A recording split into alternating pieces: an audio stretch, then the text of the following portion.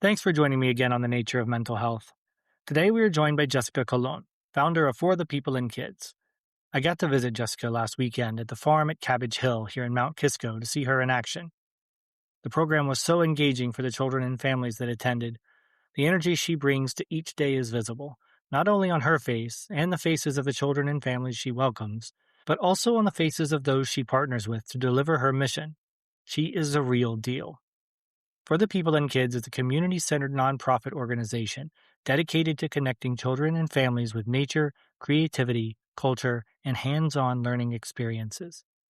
Passionate about accessible education and inclusive community programming, Jessica has helped create bilingual, nature-based programs that bring together local educators, artists, farms, libraries, and wellness practitioners throughout the community. Jessica is driven by a deep belief in the healing and transformative power of nature, and she focuses on creating meaningful opportunities where children can explore, create, move, and grow in welcoming environments. Through For the People and Kids, she continues to build partnerships and programs that make enriching experiences affordable and accessible for all families. Stay tuned for this inspiring conversation with Jessica Colón as we talk about outdoor education, community, and her inspiring work.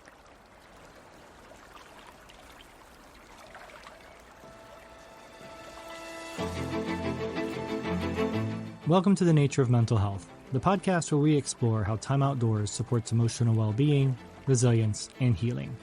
I'm your host, Will Henry, clinical social worker, nature-informed therapist, and founder of Riverstone Mental Health Collective. Join me as we dive into practical tools, meaningful conversations, and inspiring stories that help us reconnect with the natural world and ourselves. Thanks for being here. Let's get started. Welcome back to The Nature of Mental Health. Today we're finishing up our series on outdoor movement and education, and we're joined by the lovely Jessica Colón, founder of For the People and Kids, a nonprofit dedicated to connecting children and families with nature, art, and community. So welcome, Jessica. I'm so glad you could be here today. Thank you, Will. Thank you for having me. So happy to be here.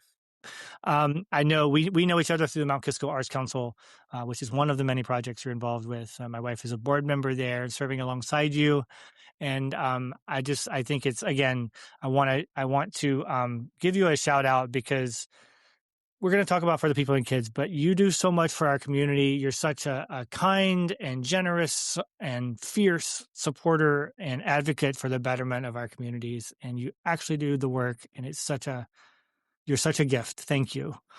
Really. Thank you, sir. You know, it takes a village, right? It does There's a lot of absolutely us. take a You're village. part of that, and your wife Michelle is part of that. So it's really wonderful when we kind of all come together and do this. So I love that community, and we can start there. I mean, tell us a little about yourself and how you came to be so involved in community. sure. Well, let's see. I'm originally from Puerto Rico. I was born in Puerto Rico, and I remember following my grandmother around in her farm. That's where that aspect of me just lives inside of me. I say that there's a little hick. We call her a jibara that lives Mhm. deep inside of me, and she's always there. So it's wonderful. As far as community, you know, when I first came to New York from Puerto Rico, I didn't speak any English, and I was all of six. So I remember first grade was all Spanish, second grade was bilingual, and then by third grade I had English in the pocket. But as a kid, I would find these safety spaces, and the safety spaces for me where I felt comfortable were places that I didn't really have to speak. I did a lot of observation. So the library was a big place for that. Museums were a big place for that. Green spaces, gardens, botanical garden, places where I can just really kind of watch and see what's around me, read books, look at art, but I didn't really have to speak because I wasn't 100% comfortable with that, you know, that transition of learning the different languages. So growing up, I found that to be so necessary. So, you know, as I grew up in Washington Heights and we had friends and, you know, there was always a, artistic circle around us, right? Nice. We all were very creative in my family's home and the friends around us. So we always found ourselves kind of coming together and creating this bilingual circle of creativity. So that was beautiful. So that kind of lives inside of me.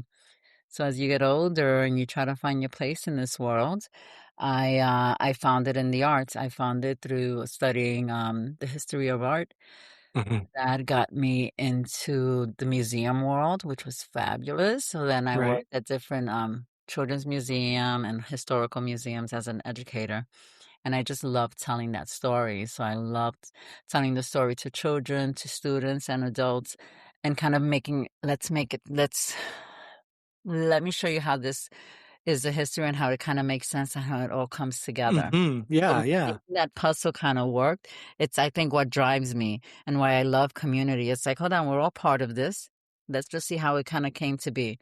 So that took me into the botanical garden, which is fabulous. And I worked there, started as membership, and my job was to take the members from the botanical garden into other beautiful spots. So then I really got to discover all these wonderful museums and gardens all throughout Westchester and up north. And then I realized I wanted to be outdoors because as beautiful Hmm. as the botanical garden was, it wasn't as beautiful inside an office. So I then Right. was able to transfer out, and then I worked for the Edible Academy, which is a great space, and we teach the children directly. So a lot of the children that attended were right in the Bronx. So a lot of schools right in the Bronx, and you'd be surprised how many at that point um, didn't have a means of learning how where their food came from, or learning about how what broccoli looks like. That broccoli is a flower, and Yeah. it's what we eat is the little flower inside. Getting their hands in the soil. So that really opened up my eyes, and it brought back little Hick Jessica, that little Hibara, and said, "Oh my goodness, I love this. This is where I want to be." So, with that said, my family and I moved up to Mount Kisco. How long ago was it? It's this past February made 5 years. Okay. Yeah, so we came up right in the midst of COVID. Yeah. Wow. And everything was closed. And I remember thinking, "Oh my God, where are we?" Because it was like quiet and all snow and What is really, happening? really. So as things started opening up, I started looking for that green space, that garden, and Hmm. that's how For the People and Kids came to be. I found a beautiful local garden, and it was behind the Ark of Westchester, and it was being run by Allison Turkin. Shout out to my wonderful friend Allison, who is the founder of Dig Farm. Mm. And I remember putting a call into her and say, "Hey, how can I get in that space? I want to help. I want to be able to do some classes." She's like, "Come on." So at that point, I was still at the Botanical Gardens and I had Mondays off. So I said, "Great." So I got into the space, and I remember spending a long time just kind of making it a teaching garden, a classroom, with the help of Livia Fleming, who I will always consider my fairy gardenist. And her and I then really made a beautiful outdoor classroom. And before we knew it, our Mondays were booked because I literally just kind of discovered homeschool Yeah. families. Homeschool families. Wow. Yeah. So it sounds like nature really had a huge impact on you growing up. I mean, I imagine growing up in Puerto Rico, there was a lot of nature involved in your youth and your childhood. And I remember in one of our earlier conversations, you had spoken about your grandmother and like gardening and things like that. How did that impact you um, growing up, and how does that impact you now? Like that relationship with nature. I think, the importance of nature, I think it really grounds people. I think my father would say it's medicine, right? When you go out in Mhm. nature, you feel tranquil, you feel calm, you feel at ease. It really just brings that to you, to all of us. So I think I've always looked for that peace that I felt, going behind my abuelita, my grandmother in Puerto Rico. Growing up in Washington Heights, my backyard was the cloisters, Fort Tryon Park. Oh, I looked nice. for that there. I remember when we first moved to Mount Kisco, seeing the mountains, and I was like, "Oh, this is beautiful." I always told my husband, "I want my neighbors to be trees. So how can you make that happen?" I love that. Oh Yeah, my God, that's wonderful. yeah. So it just speaks to me, and I think it speaks to all of us because it really. Absolutely. And if anything, then let me remind you guys, it speaks to us. Go step outside and take a minute, and just sit out in nature, and it's wonderful. It really is. So it drives me. in that way, 100%. And so then to bring this to children and families, it's a Yeah. gift. It really is. It's a joy. It's a gift for all of us. And so, you found so starting for the people and kids, you started at Dig Farm.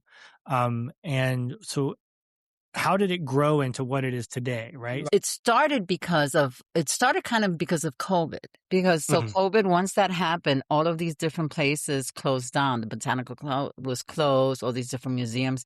So as an educator, I'm like, okay, what do I do now?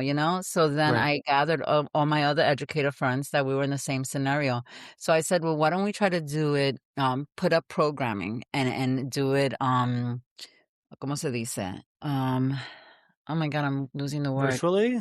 Virtually, yes. Yeah, yeah, yeah. So then we started putting programming virtually, and it consisted of many things that we taught. And we felt that we can fill in the gaps because at that point, mainstream education was all going virtual, and it was Yeah, right. tough. Oh, So with that in mind, I said, okay, I have something here. So it was a passion project. So then once we came up here, I said, let's look for space. Once we found the space and we developed this wonderful outdoor garden, found our clients and homeschoolers, then said, okay, great. This is really something. I literally sat in front of the computer. How do I create a nonprofit? So I started working on that, and slowly but surely I developed it and created it. And then with the support of my husband and my children, I said, guys, I'm throwing in my hat on this. I'm going to leave my job and I'm going to do this full time. that's And amazing. they gave me all the support, and I started then finding other locations. I always say I knock on doors, right? We're an organization Mhm. without walls. So the pillars. So the pillars are without a doubt nature and agriculture. So we looked for outdoor spaces, Yeah. environmental workshops, and partnerships. It's all about partnerships. One of the Mhm. first things that I've learned in nonprofits, it isn't a competitive. It's not, we're not competing against No. each other. We're working together for Community. children and kids, right? You So speak I so much about community. That's so amazing. but it's true. So then Yeah. I knock and I'm like, okay, what do you guys do? Awesome. This is what I'm doing. How can we collaborate and do it together? And it was easy. So for Dick Farm became our biggest partner still to this day, where it's our home base. So at Dick Mhm. Farm we have a children's learning garden there, and it's been wonderful. And we teach homeschool, and we teach summer camp, and we teach fall programming, and we do all sorts of wonderful things there. Then I kept knocking on doors and I went to libraries. So then libraries were great. And we're slowly continuing to develop this robust partnership with many of our Westchester Mhm. libraries, which is great. And there we're able to teach bilingual programming, adult programming, teen. We have a teen finance program that we do, which Wow. has been fantastic. We've been doing great with that. So thank you for the Westchester Library. We also Wow. do art. So Yeah. what is art and nature? Well, we teach kids that you don't have to buy everything. So we do upcycle art. So then we look at something, let them see it a little different, and let's make that into art. So then we do art programs, and we have Yeah. wonderful educators. And even the educators weren't hard for me to find. I looked right around me, and another one of my wonderful ways of, I think, running this is that no competition, right? We all can it Mhm. together, and then look for people around you that know things you don't. Ah, Perfect. You yeah. teach science? Great. Let's learn about this. So I have educators that teach, tons of wellness educators, aeroponics, mindfulness, movement, yoga, all different types of gardening. We kind of music, art. We come into this wonderful space and we put a curriculum together that's really for all types of learners. Mhm. It does not one fits all. It's for all of us. And then the fact that we get to do it outside, Yeah. it's even better because the kids are learning, the parents are learning. One of the biggest things is when, as much as the parent signs up the child, the parents isn't, they're in They're there, there. Yeah. hands in the sun, and Totally. they're learning. And I Uh-huh. receive pictures from parents that have then started their own gardens at home, and they're so excited. And look at how wonderful. That's Aw. really, so it really is for all people. It's for It everybody to kind is. of come together in that wonderful nature outdoor environment and learn from it. Yeah, no, and you've got so many. I don't want to say programs, but but yes, programs, but so many different angles. That's the word I'm looking for. To which you develop community, you teach these kids, these families, these adults, and all through the lens of creativity and art and nature and togetherness, community. It's just It's important, it is important. we just recently had a visit together, you and I. So Yes, we did. our newest partnership is with the farm at Cabbage Hill, which is right here in Mhm. Mount Kisco and seven I gotta minutes from my say, home. yeah, Tell me. and same. And I got to visit you Saturday, to come out and see. Was that an open house or I forget what that was? Was that like a Yeah, we're just, eh, well, this June, we're there now on Mondays, Thursdays, and Saturdays. You right? saw that space? Well, they built that Yes. space. We spoke. They wanted to bring in education for kids. Hmm. I was referred to them by Allison Turkin. Thank you, Allison. We then met. They showed me the space. None of that was there. Yeah, So we that's talked about amazing. how we can kind of come up with it. They made it, and we are there. And we were there for a pilot program every Saturday in May. That worked out beautifully, and now we're officially in partnership with one another. And I am so excited to bring this kids' learning garden. It's a kids' garden, literally. Mm, They yeah, start it up, they open it up, they place those seeds in there, then they watch those seeds grow. They go in there and they weed, they we were water, weeding they and watering harvest. on Saturday. It's It was, fantastic. and They they were eat so it, they take it engaged. home. They were so engaged in the and really just watching you and Katie like t- bring them in and let them be curious but be able to organize them in a way that they'd learn. It was really it was something to watch. It was They awesome. take ownership of it, right? They Yes, become they stewards do. of the land, of what they're doing, and it's beautiful to see that. And there's no fear. So they're in there. We have one garden bed that's called the digging. So they go visit your decomposers, so they learn all about that.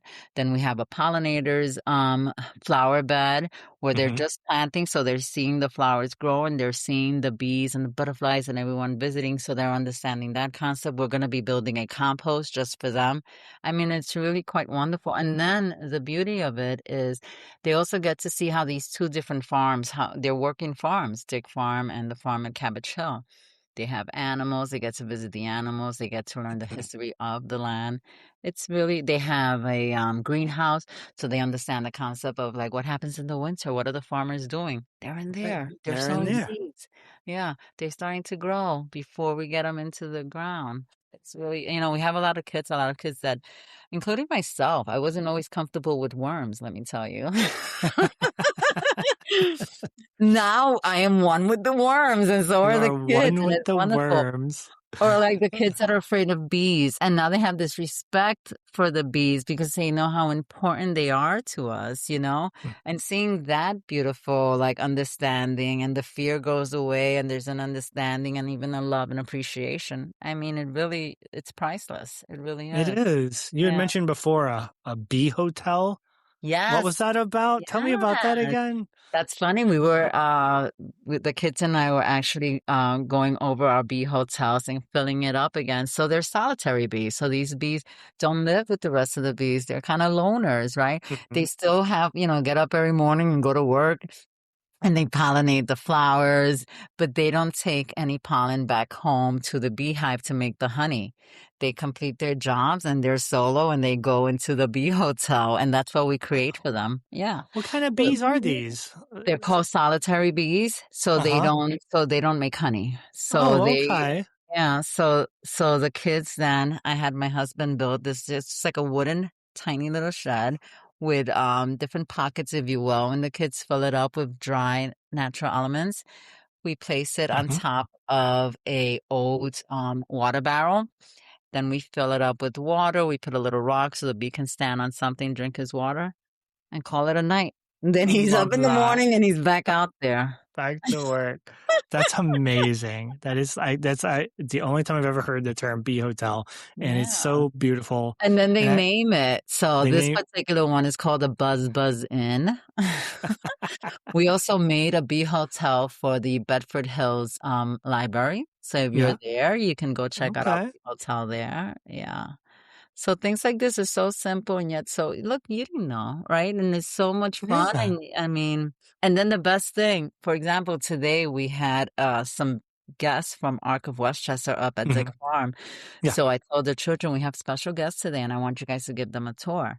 So I say I'm there with them, but the children then take them around the farm, show them their garden, our garden, the kids' garden, what uh-huh, they're growing in each bed, took them over to the bee hotel and explained to them what the solitary bee is, took them over to the animals, told them a little history of the animals. It's so wonderful. And they're all working together as a team. I'm just standing back, smiling, uh-huh. and they got it done. And they share that information because it's their own. They know They're this. taking ownership, like you say, right? Absolutely. Yeah, It's really and they're great. not afraid. They know what they know, and they're not afraid to share that with these older people, right? Older, not older people, but like Yeah, older than them, right? absolutely. And they're like, we know this, and that builds confidence, that builds connection, that builds community, that builds self-worth. I mean, so many things that Absolutely. your program is doing for these kids and their families, right? It's beautiful.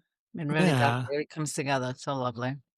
I feel very lucky. I feel very, very blessed to be able to wake up every morning and say, okay, what are we doing today? You know, I love Yeah. coming home from the farm every day or from a library program or from town or whatever we're doing, we're getting it done. And it's, there's so much Uh-huh. purpose behind it. Yeah. So the Arc of Westchester is it's an organization that works with special needs adults, right? With Correct. developmental disabilities. Mhm. And so they came and visited The um, farm, which they the have in the farm. past. Yes. Okay. There's And one of our educators, her name is Dr. Sue Carpenter. She's mhm, fantastic. She's an artist. She's from Mount Kisco and she teaches art for the homeschoolers, for the seniors of Mount Kisco, and for different organizations such as the ARC. And what we do is we bring all of that together. So we have a program where we have a singing program with the seniors and we have our students go there and sing with them during the holidays. Everything is oh, kind of coming together. it Then this coming is with together. Dr. Mike Garber, who's her husband and is also from Mount Kisco and very talented musician. Then we have Dr. Sue, who is a wonderful artist. She brought the group over. There was about 8 of them, 8 adults and 2 staffs. And then our children, we did our gardening. I told them what was happening today. I said, we're going to have some visitors. I'm going to ask you guys to do some art with them. And then you're going to show them around. They were like, okay, we got it. They start talking to each other. Okay, you do the chickens and you talk to them about the What? pigs. That's amazing, and It's just that speaks awesome. so much to their like ability to take the ownership, like we've been saying, but like to they delegating responsibility. They're working out a Teamwork. I problem tell them all the solving time, it's about teamwork. teamwork. And, it's beautiful because it's also their age range. Our How old are youngest is they? 2 and our Uh-huh. oldest is 9. We keep it between you know, 12 months to 10. After 10, they're like, "Okay, we're moving on." Right, and then get other things they're Which interested in, yeah. they can then join a Dick Farm Youth Academy, and that's from 10 and up. So there's a Okay. continuing Like, yeah, there's a absolutely. yeah, yeah. Yeah. Wow. But bringing all of these programs together and all of these types of learners together, that's what it's all about. So we can understand one another, we can learn from one another, we can sit and do artwork and do gardening with one another. It's so important. And then that brings a lot more understanding. And when we see each other, hey, how are you? I remember we planted that tomato plant together, right? Right. And you must see, like, I mean, how the children and the families that you work with, I mean, you must see, like, from entrance into your program or day one, right? And then the impact that your program has on them and nature has on these children and families. What do you see? Like, can you give any anecdotes or any kind of Sure. The Yeah. biggest is from the parents themselves because Yeah. as much like I said, as much as the class is for the children, it's for the families, and I say it because Hmm. it's true. Where they're in there, oh no, I don't know how to. Yeah, you can do it. I said you have a window, you can start a garden. Just start with a little container garden, or just put something right outside your window. To then they have their own gardens at Yeah. home, so it's really beautiful. And also, the students that started with us younger, now they're a little older, what we like to do is put them in almost like a little leadership role where we're talking about something that I know they really, really know a lot of and they're excited about. Then I'll pass the mic over, if you will. And I'm like, hey, Hmm. why don't you tell the class a little bit more about that? And they love it, and That's it's just great. great to see that. Oh, yeah, absolutely. Absolutely. They seem like you had mentioned before about like the variance of experience they get. I mean, you cook with stuff too? Is that something you Yeah. do? Yeah.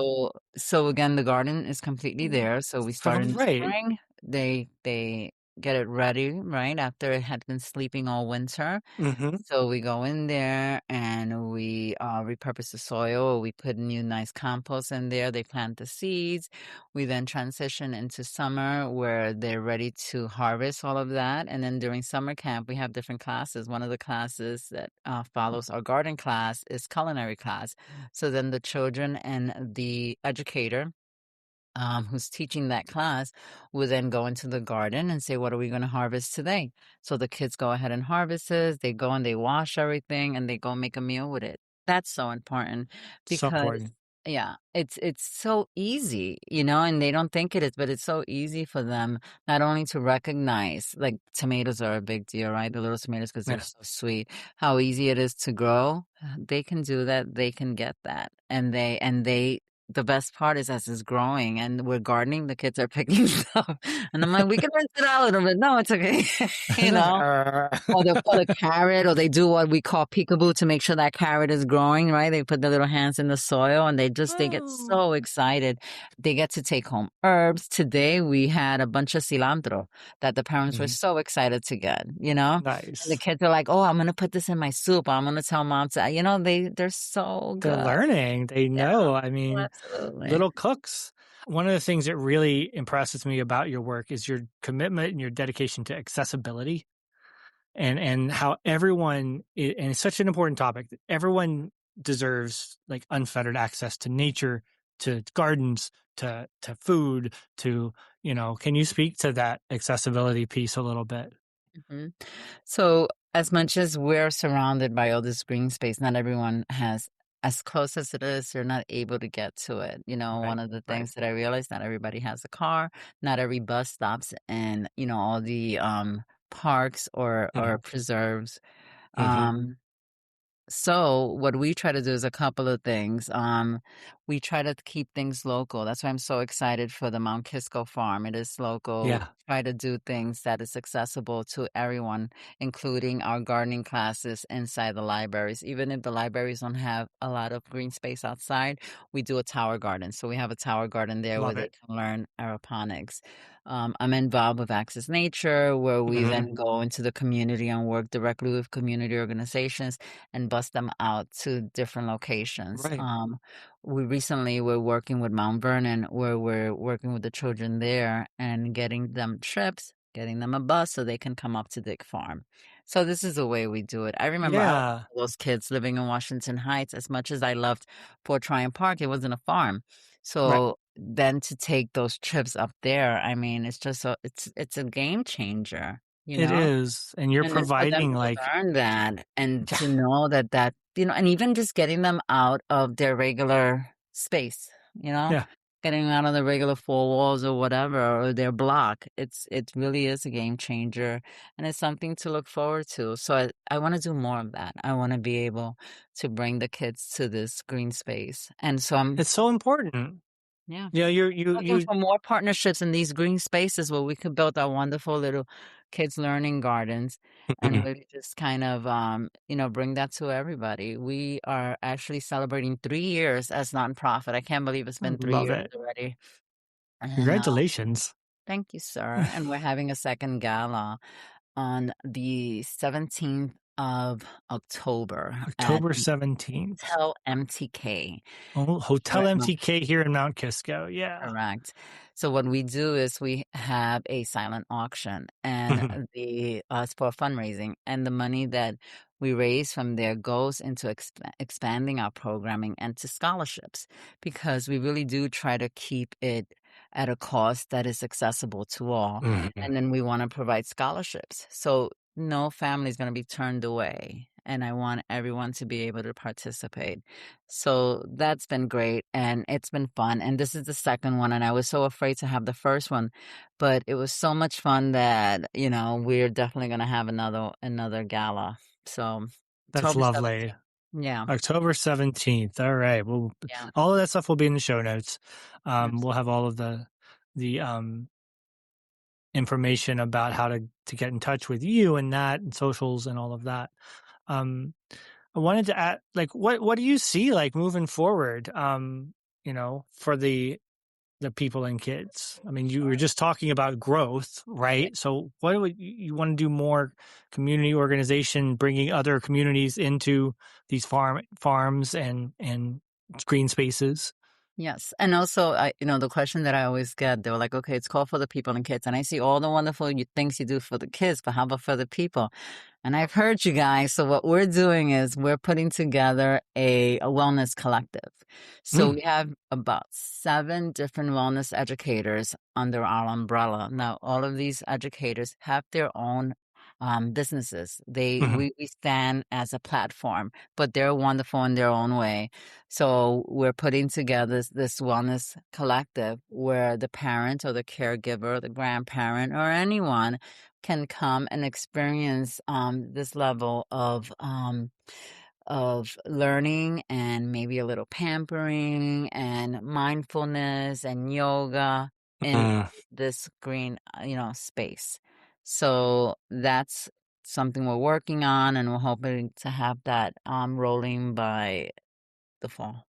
Wow, that's Yeah. amazing. So they would come, so like adults could come and come to the farm and have their own like day of Yeah, learning, absolutely. So of we experience. had some here and there. Like we do a lot of adult programming in the library, but Hmm. Caramore and Katona Okay. been wonderful to us, and we've had a program there where we had vision boards. So Mm. something that simple, right? But something so like it really just changed you. You get in there, and I always say you come in when you wake up in the morning, and by the time you leave, you feel completely different. So we start with a nature walk of that beautiful location. Caramore, a lot of people don't even go there or don't know that it Yeah. I exists. don't know I that it remember when exists. I first Yeah. discovered it, it was for me, it was like a little. I was like, wow, we have our own, botanical garden, but it's a Hmm. musical venue. We take community organizations up there a lot through Access Nature. I've taken my homeschool program up there. So these are the partnerships I'm talking about where you're like, okay, can I bring this group in? So Right. welcoming. So I want locations like that.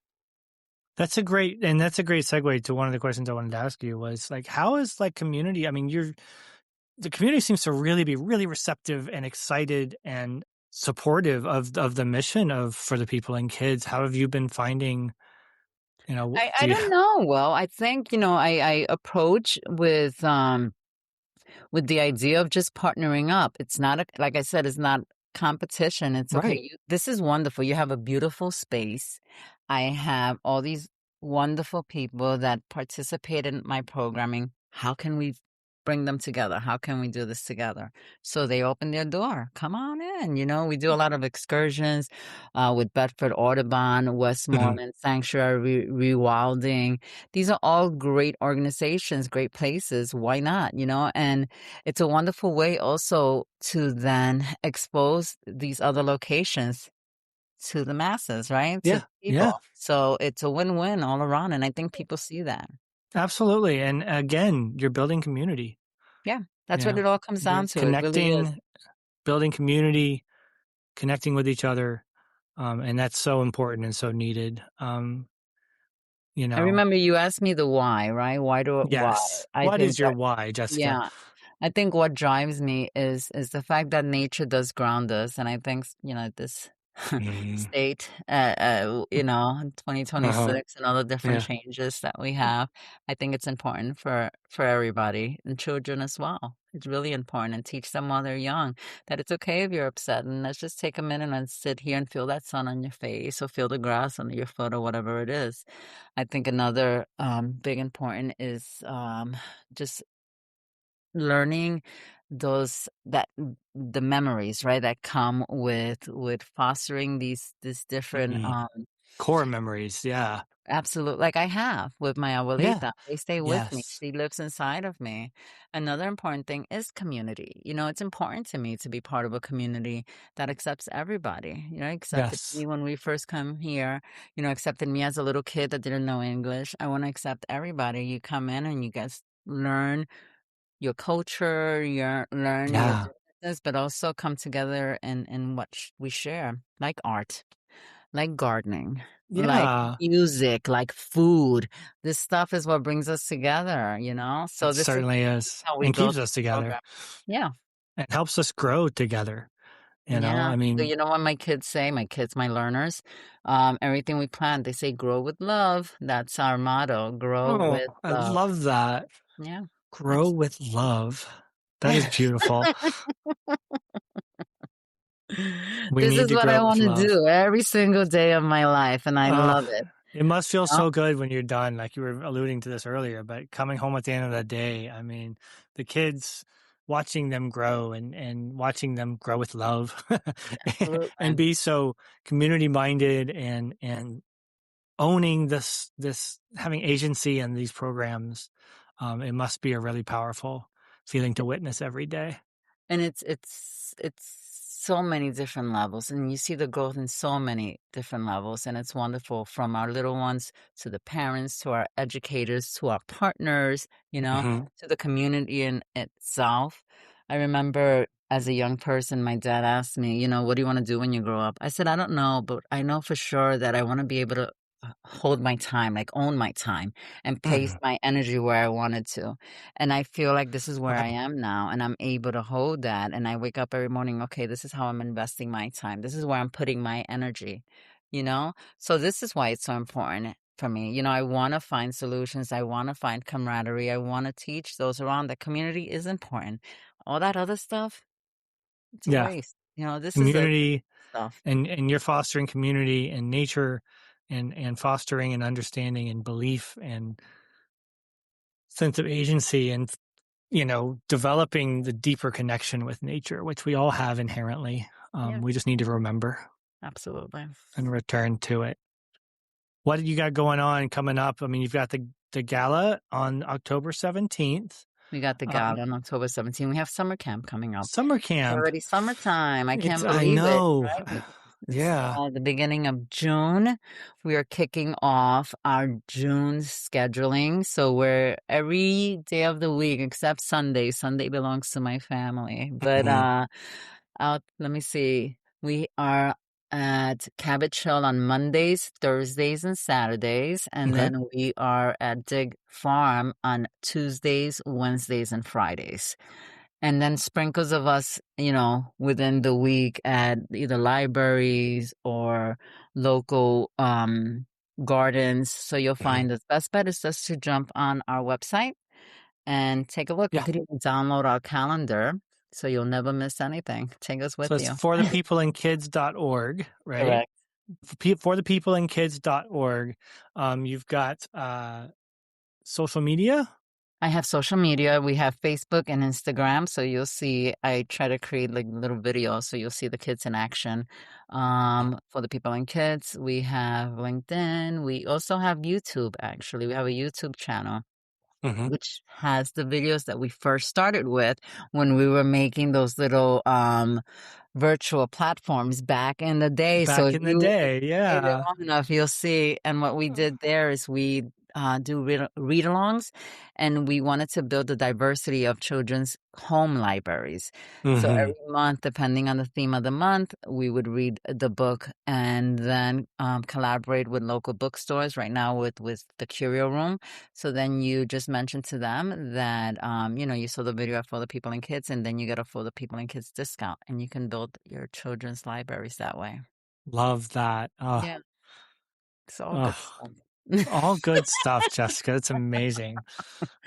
Thank you. If you Well, thank could, you for you're this. so welcome. But I've got one last question. Yes, If sir. you could, if you could leave us with one statement or one something, a nugget of wisdom or, whatever, what would it be? What would you say? Sure. There's something that I think about a lot, and especially as a kid, as we get older, we get wiser, and we find ourselves in situations that just really feed our soul, right? We make sure we put Mm, ourselves there. Like when I told my yeah. dad when I was younger, I just want to be able to own my time and place myself. So, Basquiat, who's an artist, he's half Puerto Rican, half Haitian. He has a quote. I have it hanging on my wall, and it says, "It's not who you are that holds you back; it's who you think you're not." And that's Mm, something that I kind of lived with for my life, right? Because sometimes you get that imposter syndrome, yeah. and it really you just find your way. And I found my way, and I'm here, and I'm so happy to be here. And I want you guys all to come along because it's so much fun. Come on, let's We go are play so happy outside. you're here too, Jessica. You are a beacon of hope for Oh, everyone around you. We all are in awe of watching you work your magic, Jessica, for like honestly. And sure. I really thank you so much for being here, and I will make my way to the gala in October. Yes, and come back to the farm. I Bring will come Michelle. back to the farm for Perfect. sure. I do. I mean, it was really remarkable to be there last Saturday and to watch your program in Great action, way. talk with Tyler from Cabbage Hill, and really just get to know, like, to see the the the partnerships. The partners really do love working with you, and they're like so excited to be a part Too. of this, and it's really amazing. So thank you so much. Thank you. All right, Thank you. Have a good one, Will. I appreciate you. you're welcome. Thanks for listening to The Nature of Mental Health. If you enjoyed today's episode, please follow, rate, and share the show. It helps others find their way to this community.